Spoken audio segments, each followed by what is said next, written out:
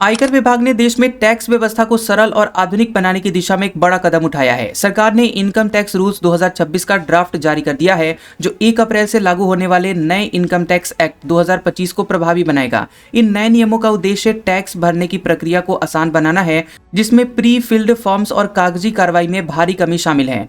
Draft में pan card के इस्तेमाल, HRA के लिए मेट्रो शहरों की सूची और क्रिप्टो लेन देन को लेकर बड़े बदलाव प्रस्तावित किए गए हैं। जनता की राय के बाद मार्च के पहले हफ्ते में फाइनल नोटिफिकेशन जारी कर दिया जाएगा। तो चलिए अब आसान भाषा में यहाँ समझते हैं ड्राफ्ट के प्रमुख बिंदु और आप पर उनका क्या पड़ेगा असर। देखिए, पहला, कागजी कार्रवाई और फॉर्म्स में भारी कटौती। टैक्स पेयर्स के लिए अनुपालन को आसान बनाने के लिए नियमों की संख्या घटा दी गई है। मौजूदा 511 नियमों को घटाकर अब केवल 333 कर दिया गया है और इसी तरह से टैक्स फॉर्म्स की संख्या 399 से घटाकर 190 करने का भी प्रस्ताव है और इससे रिटर्न फाइल करना पहले से ज्यादा तेज और सुविधाजनक हो जाएगा। दूसरा, पैन कार्ड के इस्तेमाल पर नई सीमाएं। लेन देन में पैन कार्ड की अनिवार्यता को लेकर सीमाओं में संशोधन किया गया है। पहला, होटल बिल। अब 1 लाख रुपए से कम के होटल बिल के भुगतान पर पैन देना जरूरी नहीं होगा। गाड़ी की खरीद। 2 पहिया या 4 पहिया वाहन खरीदते समय अगर कीमत 5 लाख रुपए से अधिक है तो पैन कार्ड देना अनिवार्य होगा। प्रॉपर्टी।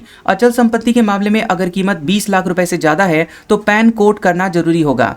नकद लेन देन। साल भर में 10 लाख रुपए से ज्यादा के कैश डिपॉजिट या विड्रॉल पर पैन देना अनिवार्य होगा।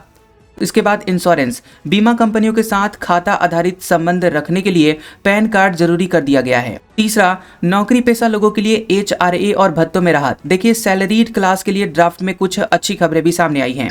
HRA का दायरा बढ़ा है। हाउस रेंट अलाउंस यानी HRA की गणना के लिए मेट्रो शहरों की सूची में बेंगलुरु, पुणे, अहमदाबाद और हैदराबाद को भी शामिल किया गया है और इससे इन शहरों में रहने वाले कर्मचारियों को ज्यादा टैक्स छूट अब मिल सकेगी।